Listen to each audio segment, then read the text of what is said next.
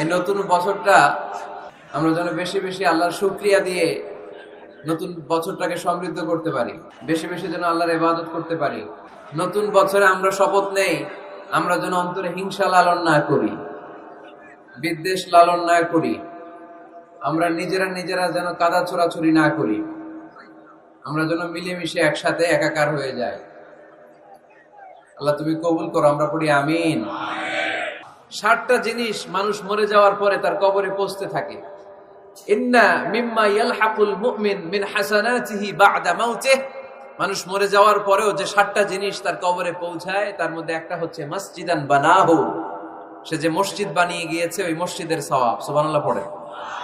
আপনি টাকা দিয়ে মসজিদ বানিয়ে দিলেন, ওই মসজিদে মুসল্লিরা নামাজ পড়ে, রোজাদাররা এসে ওখানে ইফতার খায়, তাহাজ্জুদ আদায়কারীরা তাহাজ্জুদ পড়ে, তাদের সওয়াবের কমতি হবে না, কিন্তু তাদের সওয়াবের একটা পার্সেন্টেজ সওয়াব যে ব্যক্তি মসজিদ বানালো তার আমলনামায় আল্লাহ ঢুকিয়ে দেয়। সুবহানাল্লাহ বলতে পারলেন না?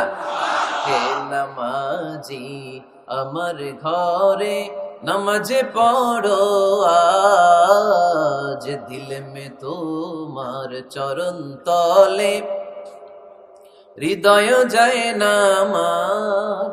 হে নামাজি আমার ঘরে নামাজে পড়ো আজ, দিল মে তোমার চরণ তলে হৃদয় যায় নামাজ। পড়েন আল্লাহু আকবার।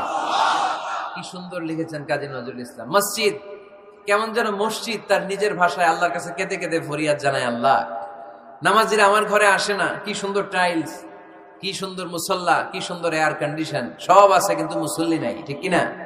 মসজিদগুলো আল্লাহর কাছে ফরিয়াদ জানায়, এজন্য আমরা যেন মসজিদ মুখী হই। কি মুখী? কাজী নজরুল ইসলাম খুব সুন্দর করে বলেছেন, মসজিদেরই পাশে আমায় কবর দিও ভাই, ঠিক কিনা? মসজিদেরই পাশে আমায় কবর দিও ভাই, যেন গড়ে হতে মুয়াজ্জিনের আযান শুনতে পাই। আমার গোরের পাশে দিয়ে ভাই নামাজিরা যাবে, পবিত্র সেই পায়ের ধ্বনি এ বান্দা শুনতে পাবে। গোরা যাব হতে গুনাহগার পাইবে রেহাই, মসজিদেরই পাশে আমায় কবর দিও ভাই। কত মানুষ নামাজি ভাই মসজিদাঙ্গিহীনাতে,